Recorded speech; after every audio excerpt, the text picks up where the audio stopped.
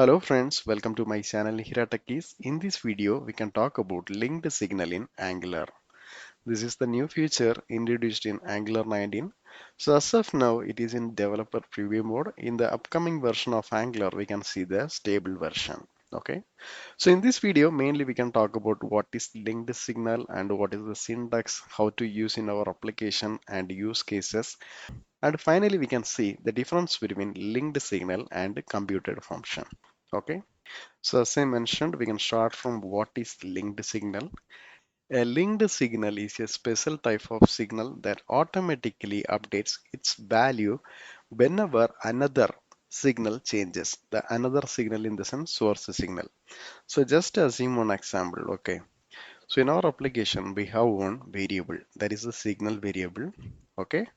And similarly, we have another one variable that also the signal. So the first variable we can consider as the source. Okay. So whenever the value changes happen in our source, it will automatically reflect in our another signal in the sense dependent signal.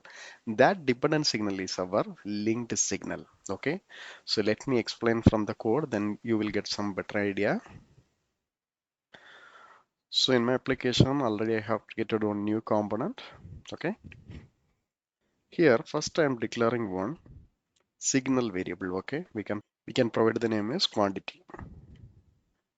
This is the signal variable and the initial value I just provided 1. Okay.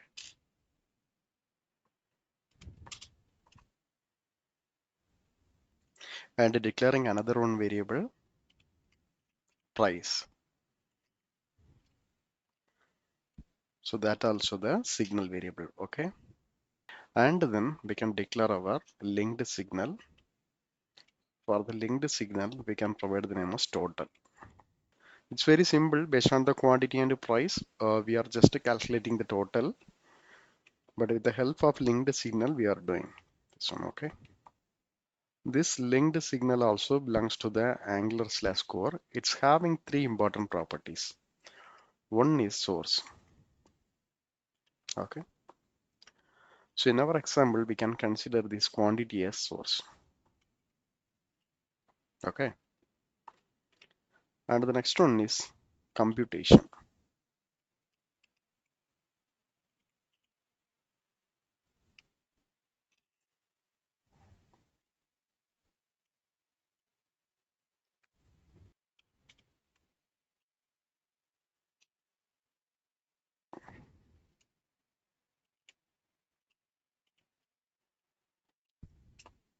So additionally, we have another one property that is equal that we can see little later.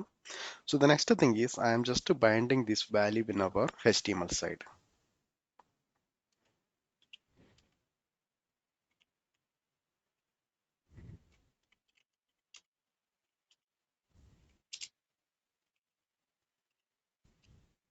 Since it is a signal, we have to give it like this. Okay, so we are able to see the value is 10.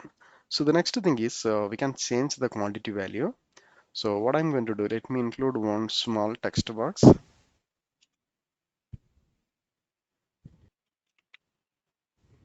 and added one small button.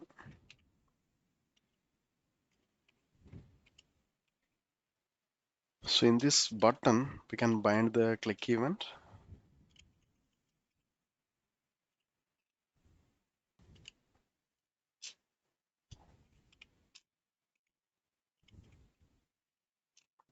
And using this function, we can update our quantity.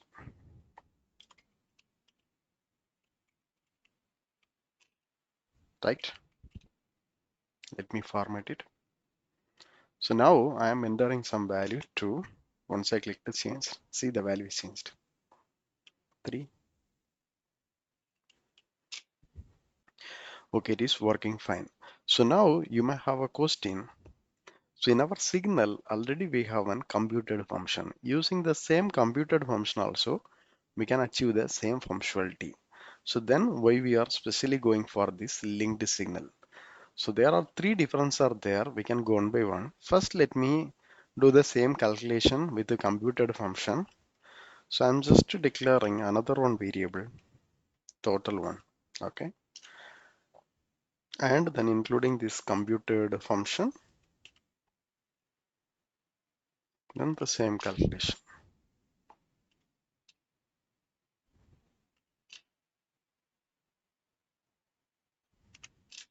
Okay, fine. So if I'm binding this one also here,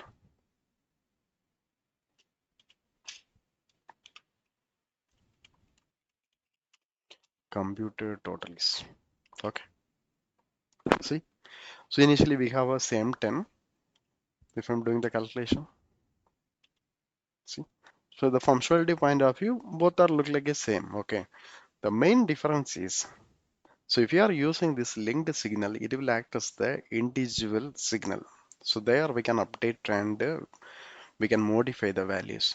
But since it is the computed function, it will return our response as signal, but we cannot directly modify. Using the computed calculation itself only, we can update the value. Other than that, we cannot directly update the values. So let me tell you. So the first one is total. It's our linked signal. So now if I'm trying to change the value, that is possible. By using set, I can modify, or else by using this update function, I can modify. Okay. At the same time, if I'm trying with the total one, see, set to not available and update also not available. Okay. This is the main difference. And the next thing is, so if you are using this linked signal, we can track the previous value. Okay. So let me show you how to do that. So in this computation side, I am including previous data and the new data. Okay.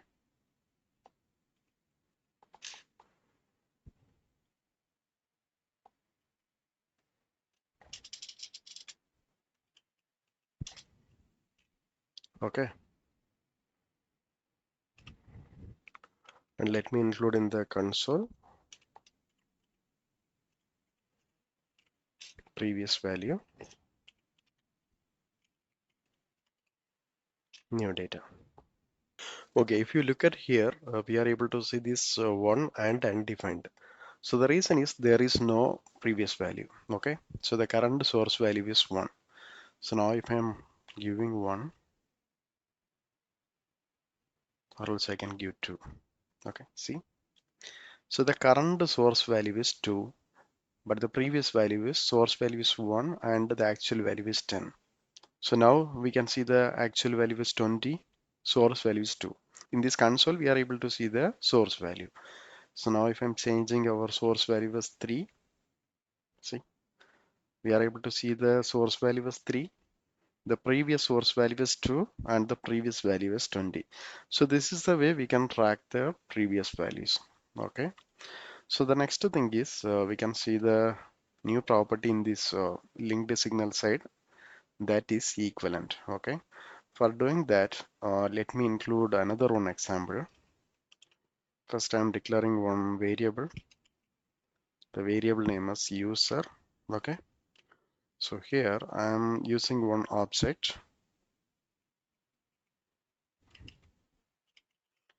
first name and the last name. Okay. And then my linked signal, that is username. Okay.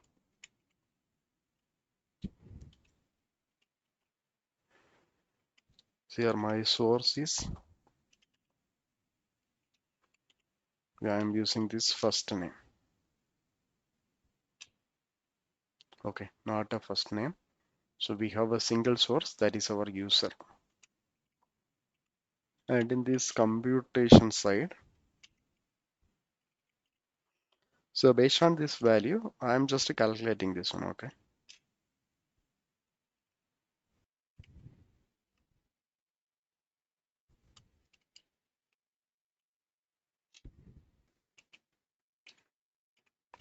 Last name. Okay. This is our normal linked signal. So we can bind this username also in our HTML side.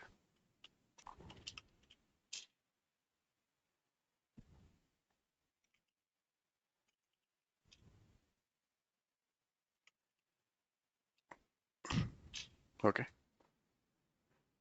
I just to format it. Okay, so Nihira Tech, and then we have to change the first name or last name. So let me have two inputs. Okay, I'm just copying this one and then we can alter accordingly. First name. Okay,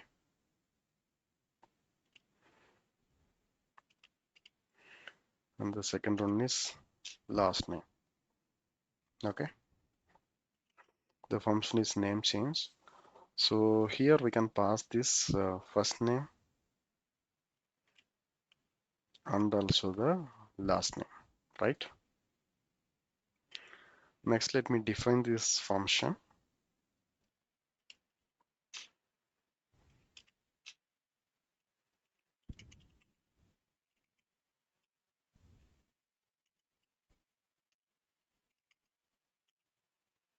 Okay, so and based on this value, we can update our signal user, and we are setting the new values.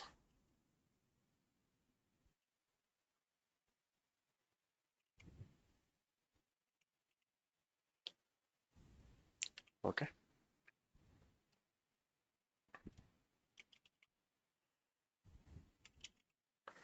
once I clicked, see, okay, it is changed. So as of now, it is working like our previous example, right? So here, additionally, I'm including another property that is equal. Okay, so let me tell you the reason. So as of now, in our previous example, whenever the source value is changed, automatically the calculation is happened. Okay, but if you have additional condition, like, so even though our user object is changing, but we are considering additional condition, like in our example we have a first name and last name. Okay, so in our real-time scenario we may have a n number of properties. Based on the certain property value changes only, if you need to do this calculation, then we can use the equal function. So in our example, what I'm going to do, I'm just considering this first name. I'm not worrying about the last name, even though if our last name is changing, I'm not going to consider. Whenever our first name going to change, that time only I'm going to do this calculation. I mean the name change. Okay. So currently, if you look at here, it's a tech something I entered in my last name. Once I clicked, it's changed. Okay. Similarly, if I'm changing in my first name also, it's updated here. Okay, so I'm just applying the condition equal.